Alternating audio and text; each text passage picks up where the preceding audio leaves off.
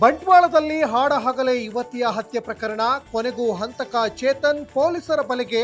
ಕೊಲೆ ಮಾಡೋದಕ್ಕೂ ಮೊದಲು ವಿಷ ಸೇವಿಸಿದ್ದ ಆರೋಪಿ.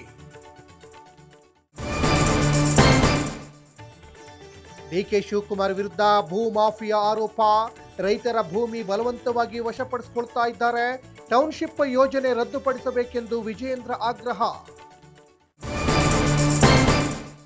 ಪರೀಕ್ಷಾ ಅಕ್ರಮಗಳ ವಿರುದ್ಧ ಕಾಂಗ್ರೆಸ್ ಪ್ರತಿಭಟನೆ. ಧರ್ಮೇಂದ್ರ ಪ್ರಧಾನ್ ರಾಜೀನಾಮೆಗೆ ಆಗ್ರಹ. ವಿದ್ಯಾರ್ಥಿಗಳ ಭವಿಷ್ಯ ರಕ್ಷಿಸಿ ಎಂದು ಒತ್ತಾಯ.